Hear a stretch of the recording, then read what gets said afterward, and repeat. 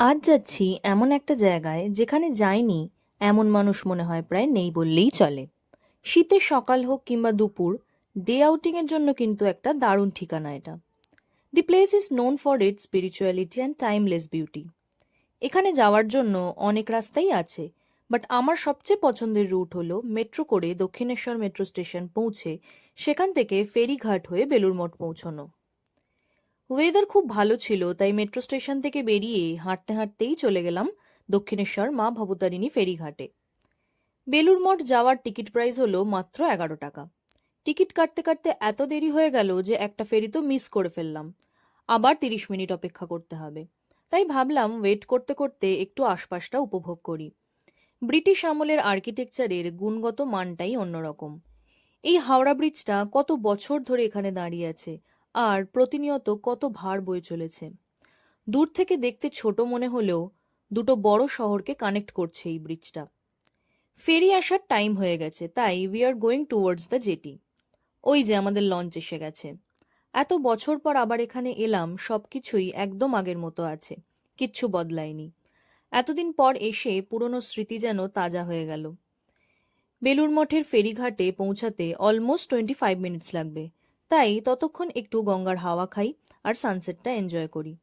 দেখো, ব্রিজটা যেন মনে হচ্ছে আস্তে আস্তে দূরে চলে যাচ্ছে, যেন মনে হচ্ছে কোনো চেনা শহর ছেড়ে দূর দেশে পাড়ি দিচ্ছি। আমার মতে this is the best time to visit Belur Math and to enjoy ferry ride. বিকেলবেলা পড়ন্ত সূর্যের এই দৃশ্যটার কোনো তুলনাই হয় না। দেখো, সূর্যটাকে ঠিক অরেঞ্জের মতো দেখতে লাগছে। এবার বুঝেছি কেন হনুমানজি সূর্যটা খেতে গেছিলেন। ওই যে দেখা যায় দক্ষিণেশ্বরের মা ভবতারিণীর মন্দির। যাক, একদিনে দুটো মন্দির দর্শন হয়ে গেল। দূরের ওই বাড়িটার আর্কিটেকচারটা বেশ সুন্দর, তাই ভাবলাম ক্যাপচার করি।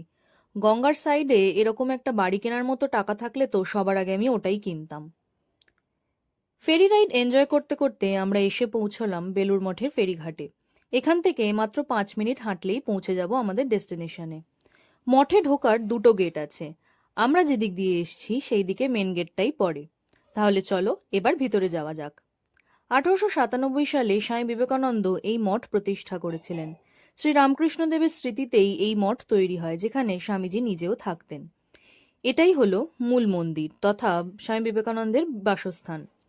মূল মন্দিরের ভিতরে কোনো রকম ফটোগ্রাফি বা ভিডিওগ্রাফি অ্যালাউড নেই, তাই ভিতরটা তোমাদের দেখাতে পারলাম না।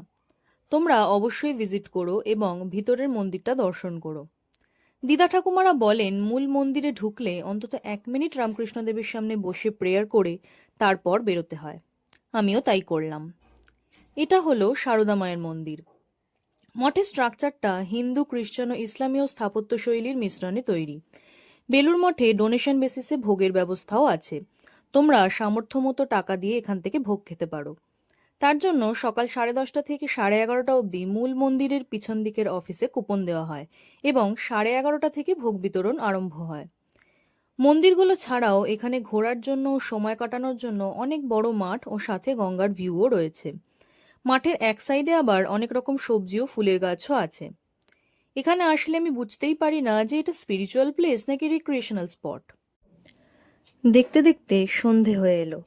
বেলুড় মঠ আসলে কিভাবে সময় কেটে যায় বোঝাই যায় না। এই বড় স্ক্রিনটা দেখে বুঝলাম যে আমরা মডার্ন টেকনোলজিসকে কতটা অ্যাডাপ্ট করে নিয়েছি। তবে আমার কিন্তু বেশ লাগে ব্যাপারটা।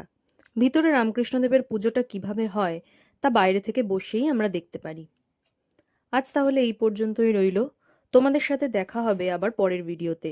সবাই ভালো থেকো, সুস্থ থেকো, আর ভিডিওটা শেয়ার করো তাদের সাথে যাদের নিয়ে এখানে আসতে চাও।